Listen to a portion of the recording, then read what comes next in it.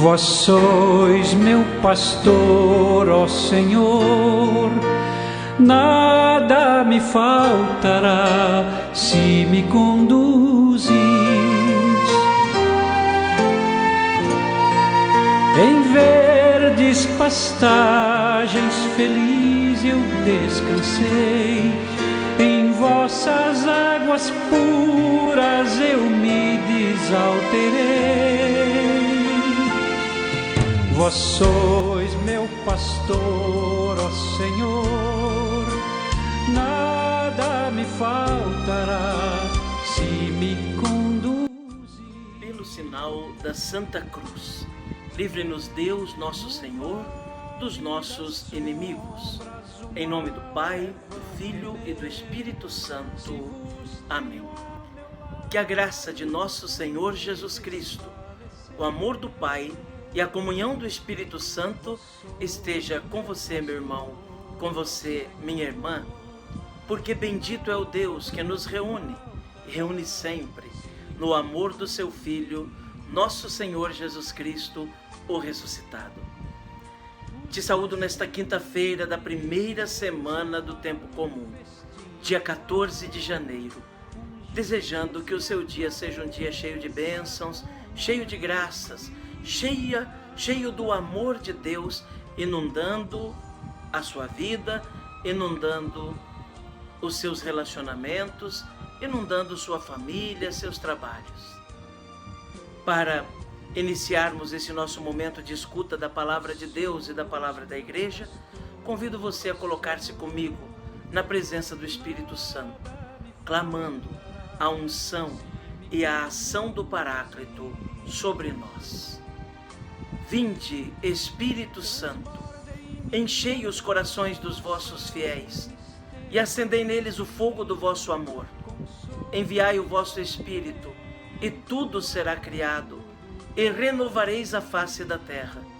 Oremos, ó Deus, que instruístes os corações dos vossos fiéis com a luz do Espírito Santo.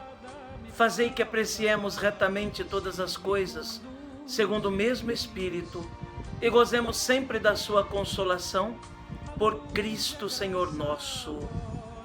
Amém. E nesse dia 14 de janeiro, meu irmão, minha irmã, a igreja na sua liturgia nos traz o Evangelho segundo São Marcos.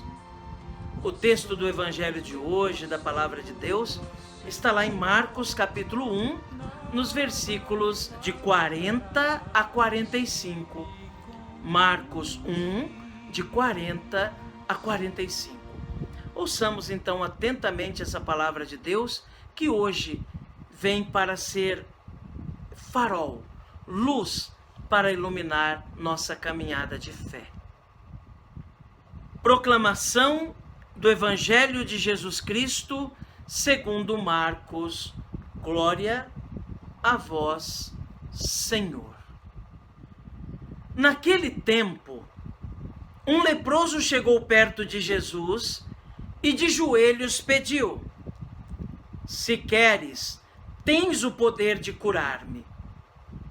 Jesus, cheio de compaixão, estendeu a mão, tocou nele e disse: eu quero, fica curado. No mesmo instante, a lepra desapareceu e ele ficou curado. Então Jesus mandou logo embora, falando com firmeza: não contes nada disso a ninguém.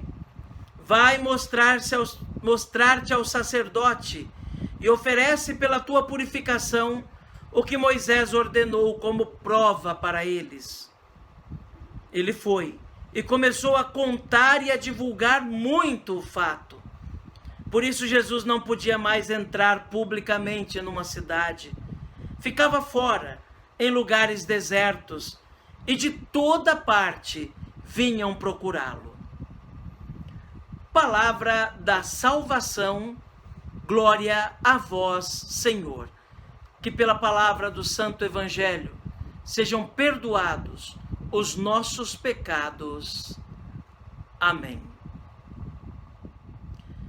Meu irmão, minha irmã, ouvindo esse Evangelho segundo São Marcos, gostaria de destacar algumas coisas para nossa reflexão. A primeira coisa é a confiança daquele leproso ao colocar-se na vontade de Jesus. O leproso, ao aproximar-se de Jesus, ele não diz: olha, eu quero que o Senhor me cure. Como alguns que às vezes até ao colocar-se na presença de Deus, acham que Deus tem a obrigação de fazer tudo por ele. Como se a graça de Deus fosse uma troca que ele realizasse conosco. Como se Deus fizesse para mim aquilo que é simplesmente consequência daquilo que eu faço para ele. Tem tantas pessoas que pregam isso. Grupos religiosos que acham que nós podemos negociar com Deus. Que simplesmente porque eu faço algo, Deus tem obrigação de me fazer. Como se Deus tivesse obrigação de me provar que Ele é Deus. E de realizar coisas na minha vida para que eu o ame. Como se Deus precisasse de mim. Não, aquele leproso nos ensina certinho como deve ser a nossa postura diante do Senhor. Senhor, se tu queres, tu tens o poder de me curar. O querer de Deus não é simplesmente o que vai determinar sua bondade e o seu amor para conosco. Não é o querer de Deus que vai simplesmente dizer se Ele é bom ou não para nós. Deus é sempre bom, Deus é sempre amoroso. Às vezes o querer de Deus não é o mesmo querer nosso. Isso não significa que Ele não nos ama, que Ele não nos queira. Que Ele não nos queira salvar. Às vezes clamamos por Deus e pedimos algo. Deus sempre nos responde, mas nem sempre a resposta de Deus é aquela que nós estamos querendo ouvir. E isso não diminui o seu amor para conosco. Aquele leproso dirigiu-se a Jesus e, na certeza, se queres, tens o poder de curar. Colocando-se na vontade de Jesus e não na sua própria vontade.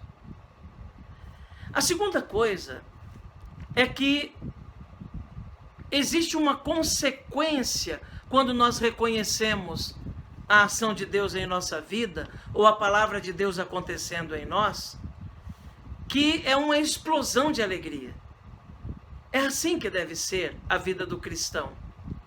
Jesus disse àquele leproso: olha, você está curado agora, mas não sai por aí espalhando não, não conta isso para ninguém, vai só lá para o sacerdote, mostra-te a ele, porque ele precisa ver para te colocar de novo no meio da comunidade, para te dar autorização para voltar para a comunidade.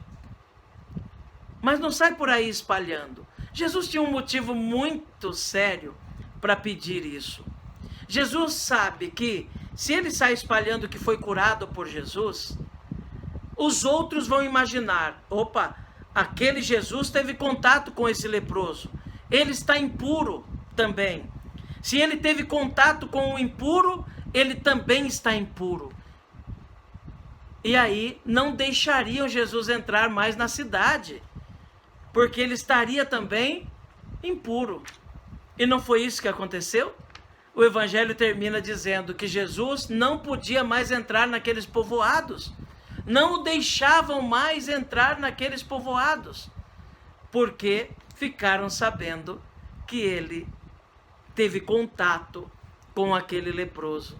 Então ele passou a ser tido também como um impuro. Pois bem, mas o que nos chama a atenção é a atitude daquele homem, cheio da alegria de ter sido tocado por Deus, cheio da alegria de ter feito experiência de Deus, cheio da alegria de ter sido acolhido, acima de tudo, por Jesus. Ele não se contenta em guardar essa alegria para si. Não mediu as consequências. mas simplesmente partilhou daquela alegria imensa com outras pessoas e divulgava aquilo que tinha acontecido na sua vida para todos. O que nós temos como cristãos também de viver é isso: fazer experiência de Deus pela sua palavra, pelo seu evangelho, pelas coisas bonitas que vemos no nosso dia a dia, pelos pequenos e grandes milagres que acontecem diante de nós, e sermos propagadores dessa verdade.